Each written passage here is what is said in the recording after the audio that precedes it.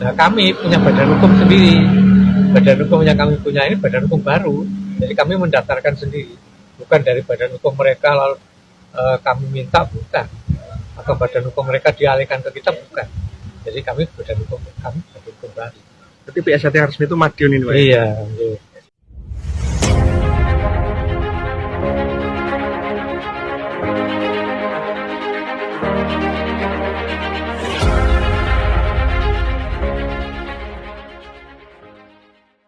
Bismillahirrahmanirrahim. Assalamualaikum warahmatullahi wabarakatuh. Alhamdulillahirrabbilalamin. Pagi hari ini sangat cerah sekali, tapi ada mendung-mendung sedikit. Biarlah hati kita selalu cerah, yang diselimuti oleh mendung-mendung para pemisuh, pencaci maki, penghina, merendahkan martabat orang lain. Ini sudah makomnya tersendiri.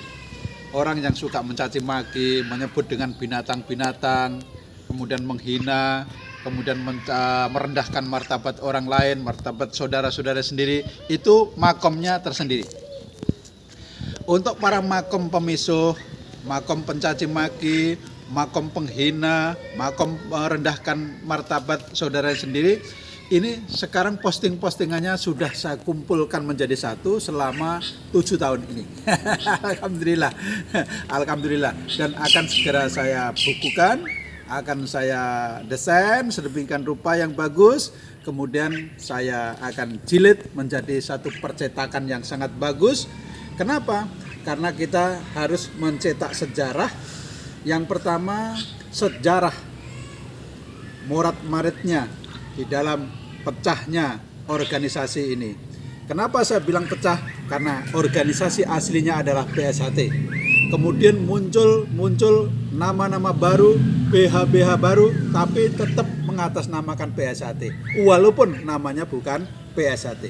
Nah, sehingga akan terjadi gap, terjadi permusuhan, terjadi sakit hati, terjadi ketersinggungan, terjadi permusuhan, sampai penganiayaan, sampai melukai, sampai melucutin baju-bajunya, melucuti kaos-kaosnya dan lain sebagainya. Ini adalah pengalaman yang sangat indah, pengalaman yang menjadikan sejarah, dan ini akan dibukukan, saya bukukan.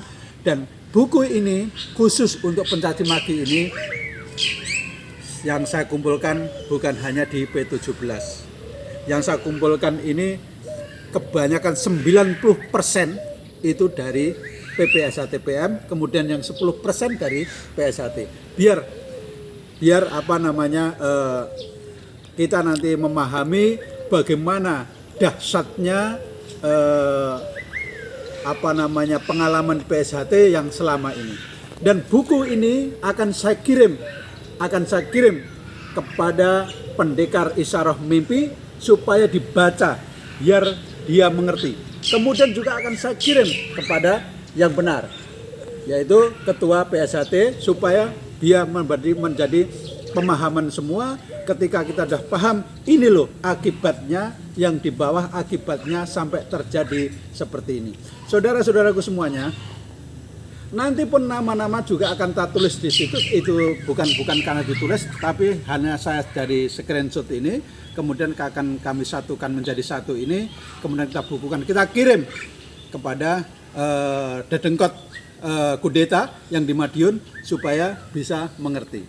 Dan saudara-saudaraku semua, pengalaman ini sangat indah bagi saya pribadi, karena ini adalah pembelajaran terhadap diri kita sendiri, bahwa sesuatu kejelekan, sesuatu keburukan, dan sesuatu kebencian itu ternyata tidak diridhoi oleh Allah SWT.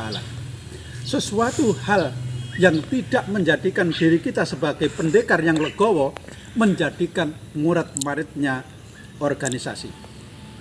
Dan ini bisa kita baca nanti, siapa yang mau, siapa yang menginginkan, silahkan, nanti akan kita perbanyak, insya Allah. Mungkin kita supaya mengerti semuanya, paham semua, agar tentang persaudaraan setia hati teratai ini, yang pada saat sekarang sudah menuju ke 7 tahun lebih murat-maritnya ini, akan terjadi pemisahan antara yang hak dan yang batil. akan terjadi pemisahan antara mulut yang baik dan mulut yang tidak baik. Akan terjadi pemisahan antara hati yang rusak dan hati yang bersih. Dan ini sudah disaring dalam 7 tahun lebih ini. Saringan ini akan berjalan sesuai dengan ngendikan Mas Imam, bahwa PSHT ini akan hancur. Yang menghancurkan adalah orang dari dalam sendiri. Tapi setelah itu PSHT akan menjadi besar karena akan dihuni oleh orang-orang yang menjalankan ajaran yang hak, ajaran PSHT yang hak, yaitu ilmu SH. Saudara-saudaraku semuanya, pada dekade ini, dekade pemisahan, dekade perusakan pada saat sekarang ini. Nah, perusakan ini ternyata terjadi saringan-saringan sehingga kita bisa menyimpulkan bahwa orang-orang yang di dalam PSHT ini, karena memang terjadi banyak, dan ini bukan hanya kabar, banyak yang tidak latihan juga disahkan, apalagi pada saat sekarang ini. Sangat luar biasa, perekrutan preman juga banyak sekali yang tanpa latihan disahkan, juga ada. Dan data-data ini sudah saya kumpulkan semua, mudah-mudahan dedengkot kudeta ini paham, karena semakin tua bukan menghadapi kemuliaan, tapi semakin tua itu sebenarnya kita harus mempersiapkan diri untuk menghadap kepada Allah Subhanahu wa taala.